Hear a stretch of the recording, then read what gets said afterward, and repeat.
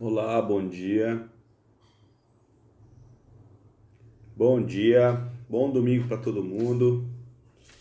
Aos domingos a gente estuda o livro Ceifa de Luz. E mais um domingo estamos aqui para seguir com os nossos esforços.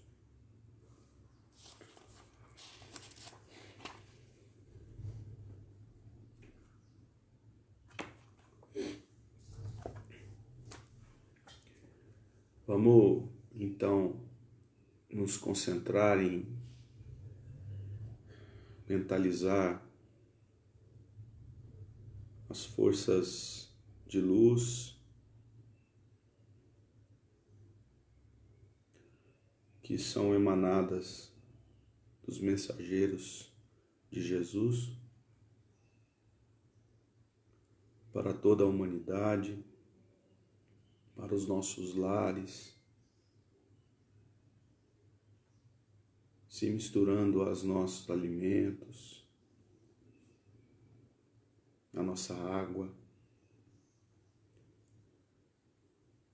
adentrando os nossos corpos, tocando os nossos corações e intimamente provocando-nos às mudanças necessárias de cada um.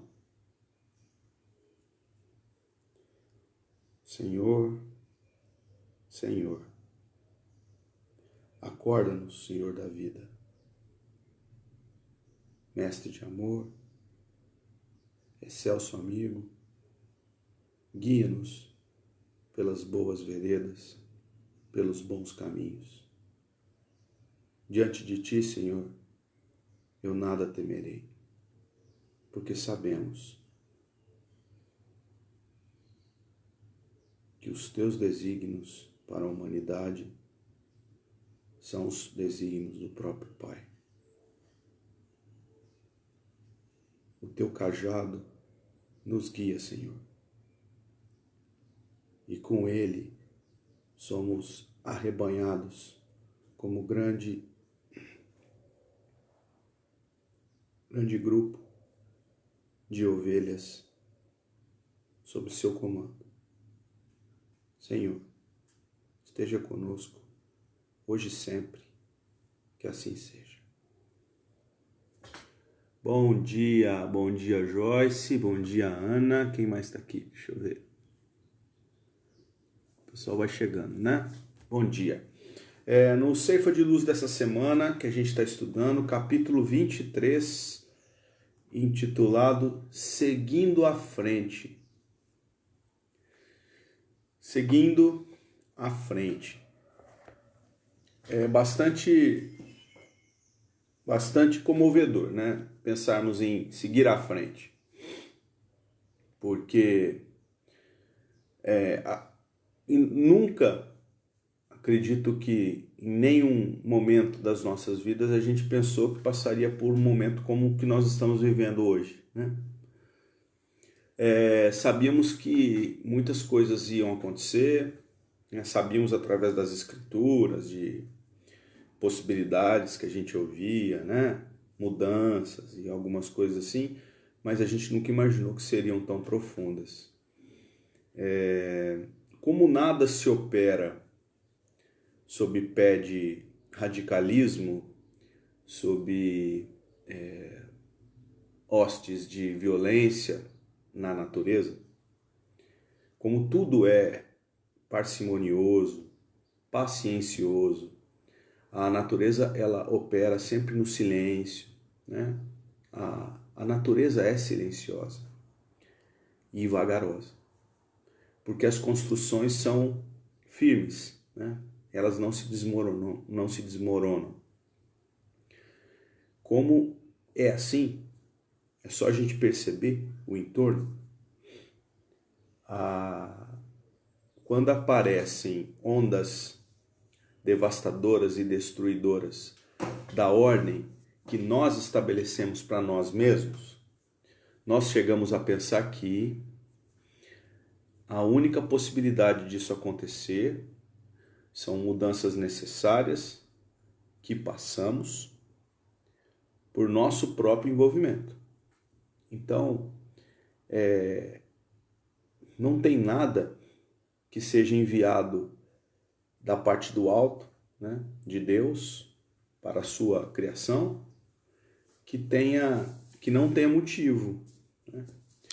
Então, se chegou para a gente de uma maneira drástica, é porque nós não percebemos quando ela chegava de uma maneira sutil e agradável.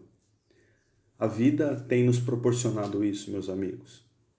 Nós temos percebido que cada vez mais a humanidade tem convivido com os próprios destinos traçados por ela mesma, né?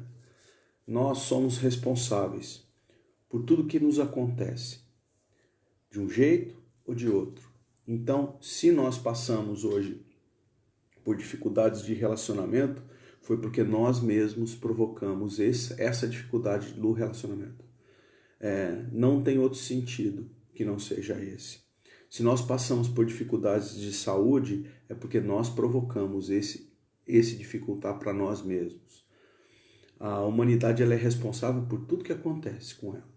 Tá? Os cataclismas, eles fogem a essa ordem, só que eles são remotos, eles são pontuais, eles têm um poder de organização do nosso orbe e não guardam relação com a nossa dificuldade egoística, vaidosa e orgulhosa. Então, as nossas dificuldades elas são plantadas por nós mesmos. A colheita é que dura, né? Porque nós ainda não aprendemos e a gente tem que aprender. Essa é a ideia da didática divina. Tem tudo a ver com o nosso estudo, porque ainda assim Emmanuel pede para a gente, sigamos à frente.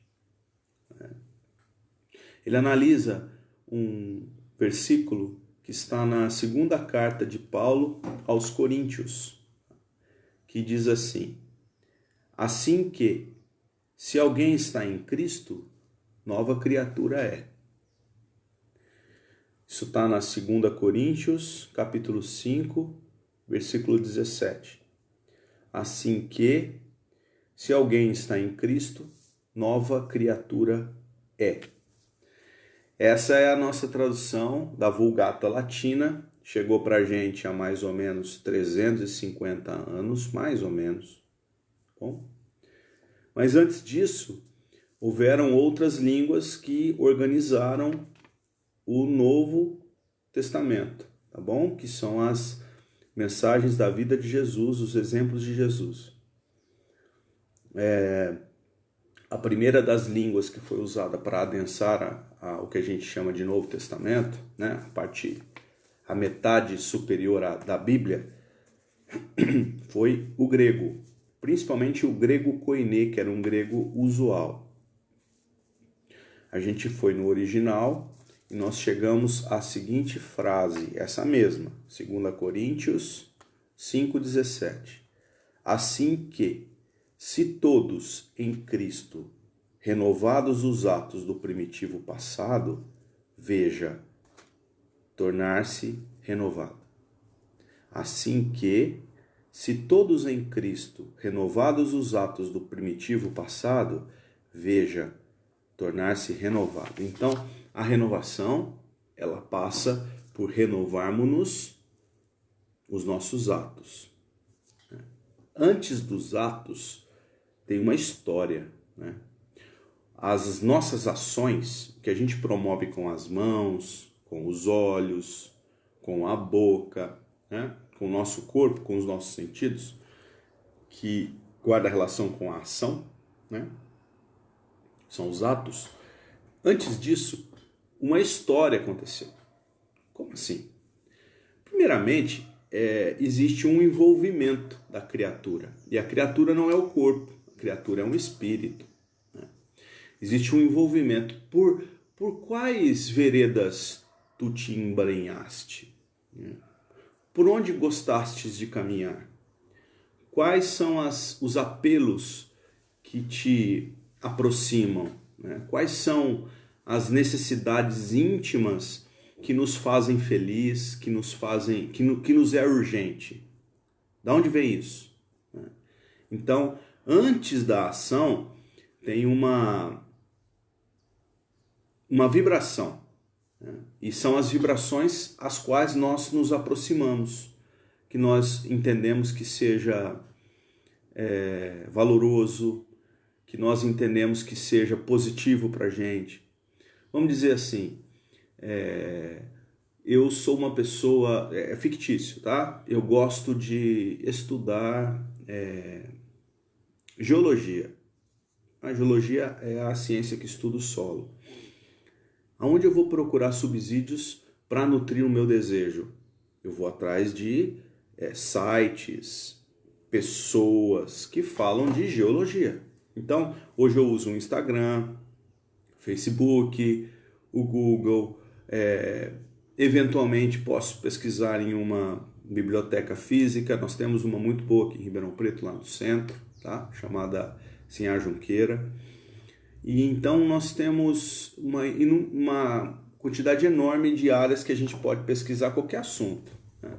Então, se você gosta de geologia, você vai atrás desse assunto. Esse assunto te interessa. As pessoas que falam sobre isso são pessoas que te atraem. Então, se você perceber a linha do tempo das redes sociais de uma pessoa que gosta de geologia, basicamente é geologia. Eventualmente terão outras coisas que chamam a atenção. Mas tudo faz sentido quando a gente passa a entender que as coisas que a gente se aproxima são intimamente gostosas para a gente, né? Então, e isso nós temos sensações que provocam os nossos corpos, né? Que provocam as nossas atitudes antes das ações. A ação, bom dia, Paulinho. A ação, propriamente dita, é a última flor do laço, né? É a última coisa a se materializar. Os nossos atos são quase que automatizados por nós mesmos, porque antes de tudo tem um envolvimento, né? Um envolvimento da criatura por determinado assunto, por determinado querer, por determinado desejo. Depois disso, vem um processo que o André Luiz chama atenção na sua obra de fixação da ideia, né? Por quê? Porque aquilo me gera tanta alegria íntima, né? Tanto gozo íntimo, que eu me comprazo nisso e vira uma ideia fixa. Essa ideia fixa, ela passa a conviver comigo. E muitas vezes eu me transformo nessa ideia fixa que eu projeto do meu íntimo, né? Então as minhas ações, elas são movidas por aquilo que eu me aproximo, que eu gosto, que eu vibro junto e que eu insisto em continuar vibrando. Isso é importante. Depois vem a ação. Então, antes de tudo, gerou-se um pensamento, né? Uma ideia que fica vibrante em nós para depois eu agir com as minhas mãos, com as minhas palavras, com os meus olhares, com a cognição que Deus me permitiu existir, né? São os sentidos que a gente usa na nossa vida comum. Então, assim, Paulo chama atenção, assim que se todos em Cristo renovados os atos do primitivo passado, veja, tornar-se renovado. Então, nós só nos renovaremos para as boas veredas, endireitai as vossas veredas, se nós mudarmos a nossa atitude do primitivo passado. Como? Em Cristo. Esse em Cristo foi uma coisa que gerou foi uma expressão que com o tempo permitiu muitas interpretações, né? Primeiro, acreditar que Jesus, o homem Jesus, que chegou ao orbe há 2000 anos, encarnado, mais ou menos, que ele seria capaz de mudanças por ele mesmo, em nós. Se fosse assim, todos que conviveram com Jesus há 2000 anos estariam completamente libertos das ações permissivas, das ações maledicentes, né? Do ódio, do rancor. E a gente sabe que não foi assim, muito ao contrário. Tanto que Jesus foi crucificado, né? O toque de Jesus às pessoas não modificou as pessoas. A passagem da mulher hemorroísa é uma das passagens contadas no Evangelho de Mateus, capítulo 9, em que Jesus caminha junto a uma multidão. Essa é a mensagem de Mateus. Caminha no meio de uma multidão e uma mulher que se arrastava, que sangrava, né, continuamente, toca a barra da túnica de Jesus. Isso é contado. E Jesus percebe que ela o toca. E Jesus diz: alguém me tocou. Como se Jesus não soubesse. E Pedro vira para ele: como assim, mestre? Todo mundo está te tocando, a gente está numa multidão, né? Você está caminhando. Porque Jesus... Voltamos? Olá, voltamos. Bom dia novamente, voltamos. Então, a mulher toca a barra da túnica de Jesus, Jesus percebe: saíram de mim virtudes, mas a atitude da mulher, né, a ação, o ato da mulher foi tocar Jesus. Essa é a beleza da passagem. Ela se arrastava, doente, sangrava, no meio de uma multidão, e ela conseguiu força para tocar a túnica de Jesus. Eu fui a Jesus, não foi Jesus que foi a mim.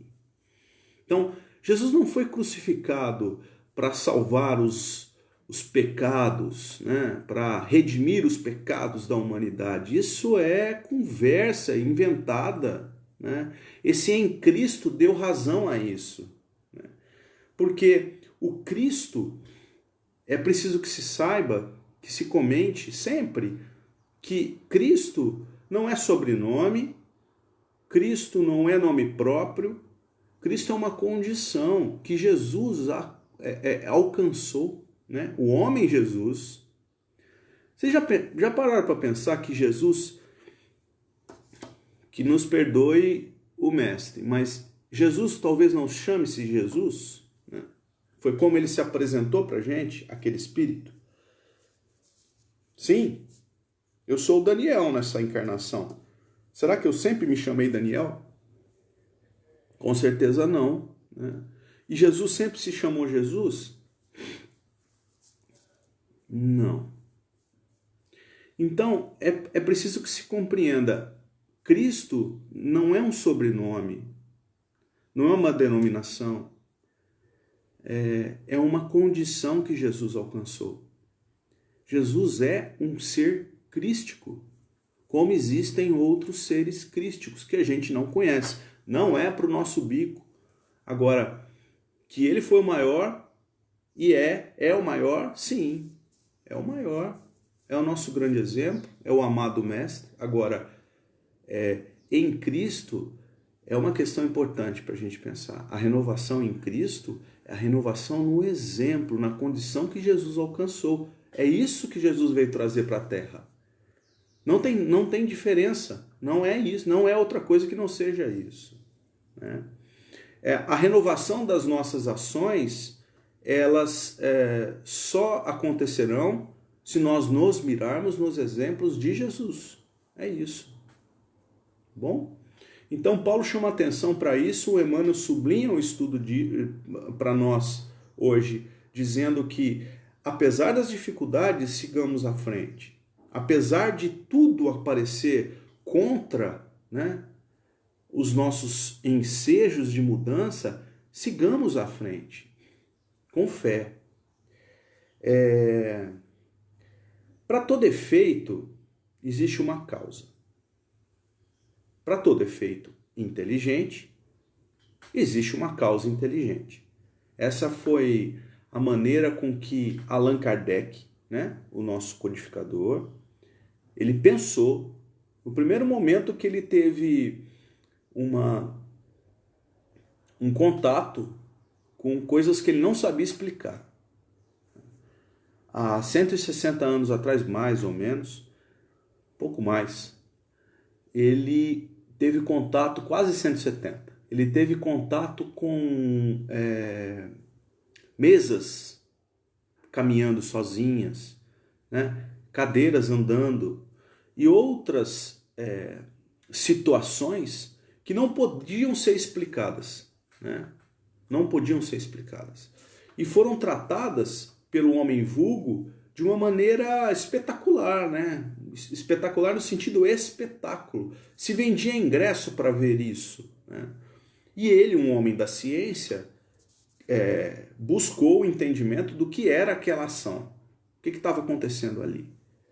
E quando ele percebeu que existia um efeito, aquilo era um efeito, não era causa de nada, existiam causas mais profundas, e ele passou nas minúcias e começou a perguntar às mesas quem elas eram, o que elas estavam fazendo. Ele percebeu que existia um pensamento ali. Existiam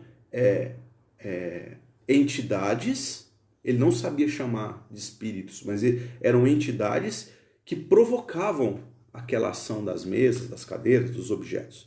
Então ele viu que existiam inteligência nos efeitos. Logo, se existe um efeito inteligente, as causas anteriores também são inteligentes. Por que eu estou dizendo isso? Para dizer que se nós provocamos nas nossas vidas ações inteligentes, a nossa causa primordial é inteligente. Se nós provocarmos efeitos solidários, a causa primordial é solidária.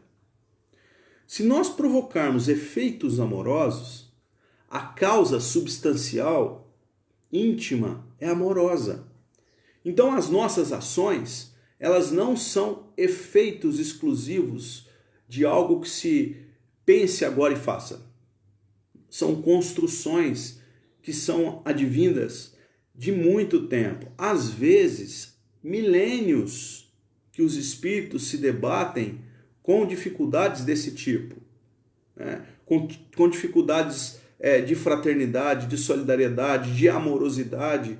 Então, as causas são muito profundas. Não dá para a gente tomar o efeito pela causa, mas dá para a gente entender que através dos efeitos que nós promovemos, existem causas muito profundas, que são motivadas pela nossa vontade, pelo nosso desejo e pelo nosso envolvimento. São determinadas por nós, os espíritos, e cada um tome conta do seu. Cada um que tome conta de você mesmo. Nós necessitamos da solidariedade, da fraternidade, pernas. Ninguém caminha por você. Um ajuda o outro, isso é verdade. O melhor lugar que eu tenho na sala. Será que está acontecendo? Oi, voltamos? Desculpem. Então, todas as nossas atitudes, elas são promovidas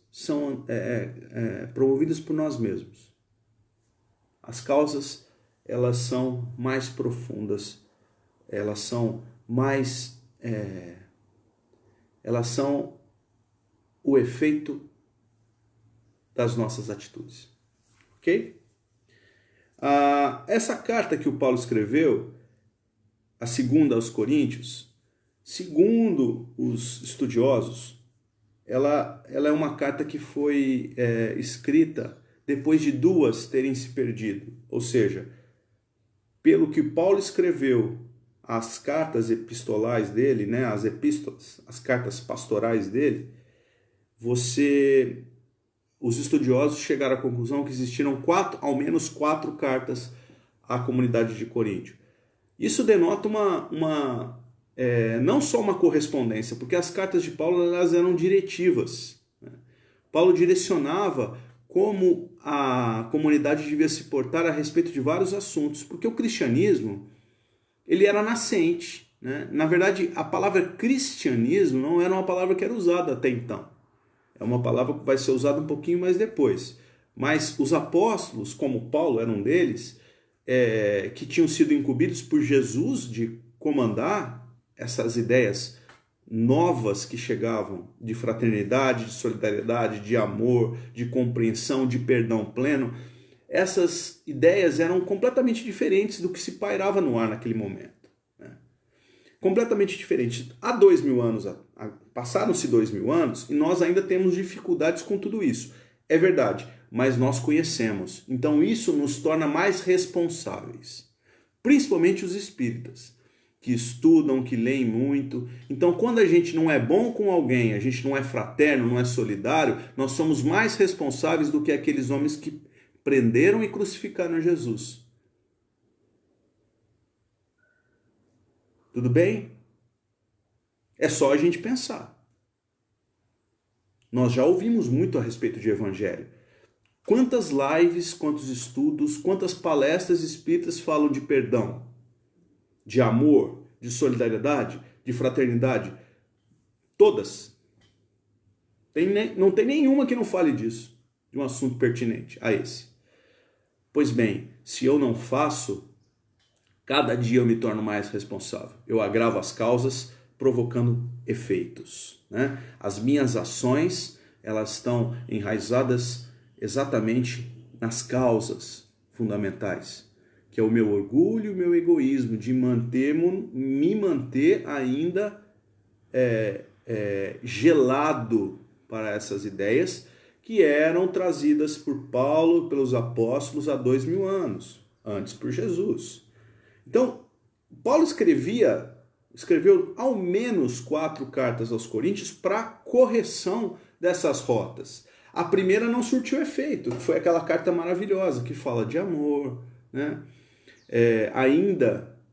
Que eu falasse a língua dos homens, que eu falasse a língua dos anjos, sem amor eu nada seria, né? Seria apenas um símbolo que toca, né? Um sino que retine, mas eu nada seria. Ainda que eu entregasse o meu corpo para a fogueira, ainda que eu tivesse toda a fé do mundo, sem o amor eu nada seria.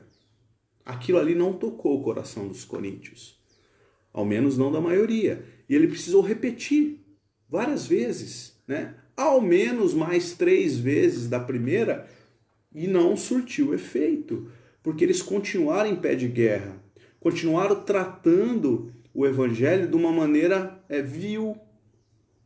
Isso é descrito, tá? Nas epístolas paulinas. E vem Emmanuel e Paulo renovado para nós, pedindo que nós sigamos adiante, apesar disso tudo. Está dito na lição de hoje, que é capítulo 23 do Ceifa de Luz, o seguinte: dificuldades, fracassos, conflitos e frustrações, possivelmente faceaste tudo isso, restando-te unicamente largo recalço do pessimismo. Apesar de tudo, a vida te busca novas empresas de trabalho e renovação. Não é assim, gente? As dificuldades, os fracassos, os conflitos, frustrações, nós não convivemos com tudo isso? Continua Emmanuel: o sol brilha, o mar de oxigênio te refaz energias, o progresso trabalha, o chão produz e parece que a noite se te abriga no ser. Ergue-te em espírito e empreende a jornada nova. Uma estrada se continua em outra estrada, uma fonte associa-se a outra. Não param. Tens contigo a riqueza do tempo, a esperar-te na aplicação dela própria, a fim de que a felicidade te favoreça. Varre os escaninhos da alma, expurgando-te das lembranças amargas, e deixa que a luz do presente consiga alcançar-te por dentro das próprias forças. Renova-te e segue adiante, trabalhando e servindo. E à medida que avances, caminho afora, entre as bênçãos de compreender e o contentamento do ser útil, perceberás que todo o obstáculo e sombras de ontem se fizeram lições e experiências, enriquecendo-te o coração de segurança e de alegria. para que sigas em paz no rumo das conquistas imperecíveis ante o novo amanhecer. Seguindo à frente. Bom, quando eu li essa questão, eu lembrei de um livro que a gente tem em casa, um livrinho desses que a gente compra na feira do livro. Eu falei, eu tenho um livro, Seguindo, Segue. Eu falei, vou procurar. E eu achei, ó. Vai aparecer com a letra trocada, mas dá para ver, né? Principalmente a imagem, ó. O livro chama-se Confia e Segue. É um livrinho fininho, ó, do Emmanuel. Confia e Segue. Vocês notaram a imagem? Jesus, né? E dois peregrinos. Sabe que passagem bíblica é essa? A estrada de Emaús, o caminhar de Emaús. Está descrita em Marcos, Lucas, Mateus é para estar também, porque são sinóticos, né? João não sei. Mas é o caminho para Emaús. O que aconteceu nesse caminho para Emaús? Jesus tinha sido crucificado há 3 dias, né? Nos discípulos, nos apóstolos, nas pessoas que seguiam Jesus, a crucificação foi um balde de água fria. Porque muitos viam Jesus como um ser imortal, né, que viveria sempre ao lado deles. Outros não compreendiam Jesus, mas estavam assim embasbacados com a presença de Jesus. Esses eram os seguidores próximos de Jesus. E a crucificação de Jesus gerou um problema tremendo para aquela turma ali, né? Se desfez praticamente. Os apóstolos mesmo se trancaram numa casa e não saíram por de lá, né? Ficaram dentro de uma casa, ao que se sabe. Jesus teve que aparecer para eles muitas vezes, né? Pedindo que eles renovassem os seus votos, né? De levar a mensagem cristã para o mundo. E esses dois discípulos aqui, que não são apóstolos, eles estavam em demanda a uma cidade próxima a Jerusalém, que chamava-se Emaús, próxima a 12 quilômetros, caminhando entre desertos, né, áreas áridas, e eles estavam em direção a Emaús. E eles conversavam sobre o infortúnio, né, de Jesus tendo sido crucificado. No caminho, eles cruzam um peregrino. Diz Lucas, diz Marcos, que era Jesus. Afirma de cara que era Jesus. Só que os discípulos não perceberam, porque eles estavam imbuídos na reclamação, né, no perjúrio, no ato efetivo, né, não nas causas profundas. Eles estavam assim, olhando para o efeito Jesus crucificado, mas eles não percebiam ali a grandiosidade daquele momento, né? Jesus sendo imolado humildemente na cruz. E esses discípulos passam a conversar com esse peregrino que eles cruzam, e o peregrino passa a perguntar, mas olha, por quê? Por que vocês estão assim, né? O que está acontecendo? E eles falam assim, acaso você não percebe, não sabe que o mestre Galileu fora crucificado entre ladrões? E começa uma conversa e Jesus vai dando uns toques para esses dois discípulos, caminhando juntos. O dia já escurecia e os discípulos resolvem ficar numa estalagem, um lugarzinho simples para eles passarem a noite, e convidam o mestre, que eles não sabiam que era Jesus, eles convidam para que ele fique com eles aquela noite, né? E quando eles se sentam para comer, Jesus toma o pão. Olha que coisa linda. Jesus toma o pão, abençoa o pão e parte. No momento que ele parte o pão, é como se os olhos vendados dos discípulos, aquela aparição de Jesus, se abrem, né? Cai a venda e eles percebem Jesus. Num instante, Jesus desaparece. emblemático, né? Jesus foi até um ponto, foi até o partir o pão. Agora, levar o pão até a boca, né? Digerir o pão, fazer com que o pão torne-se energia para as nossas vidas, depende de nós. Jesus vai só até um ponto, meus amigos. Depois, somos nós que temos que tomar as rédeas das nossas vidas. Bem junto aos olhos de Jesus, isso é verdade. Agora, ele espera que nós caminhemos pelas nossas pernas. Fraternalmente, ele nos ensina e nos ajuda. Agora, ele parte o pão. Cabe a nós pegarmos a parte que nos cabe, né? E levarmos à boca, nos alimentarmos daquele pão. É emblemática essa passagem. O espírito Casimiro Cunha, por nosso intermédio mediúnico, escreveu um livro chamado O Evangelho em Versos, que nós estamos para receber, já foi publicado, e ele conta numa das suas histórias, em versos, em poesia, ele conta sobre Emaús. E eu reservei aqui duas quadrinhas para falar para vocês. Está lá em Emaús, e ele faz a referência ao Evangelho de Lucas, né?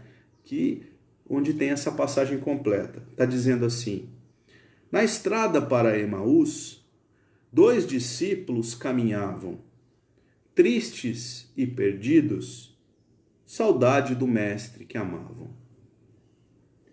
Partindo o pão abençoado, for então reconhecido. O discípulo não acreditou, aturdido e embevecido. 2 momentos, né? Primeiro, os discípulos caminhavam ao léu, perdidos, né? Tristes, mas foram reconhecidos por Jesus, porque Jesus nunca nos deixou. Essa história que Jesus foi e vai voltar, Jesus nunca nos deixou. Apesar de nós sentirmos saudade de Jesus, porque nós nos afastamos deles, pelos nossos pensamentos, né? Mesmo assim, ele nos clama a seguir em frente e parte o pão, entrega o pão para que nós partilhemos desse pão, para que nós saciemos a nossa fome. Aí ele é reconhecido, né? Porque ele partiu o pão e nos entregou. Aí ele é reconhecido. Antes eu não via Jesus, porque os meus olhos estavam vendados. Então, a mensagem de hoje é: sigamos em frente. Apesar das dificuldades, sigamos em frente. Tiremos as vendas dos olhos, né? E mudemos as nossas ações. Miradas em quem? Linkadas a quem? A Jesus. Tá bom, meus amigos? Um ótimo domingo para todo mundo. Fiquem com Deus. Obrigado por estarem aqui com a gente. Beijos.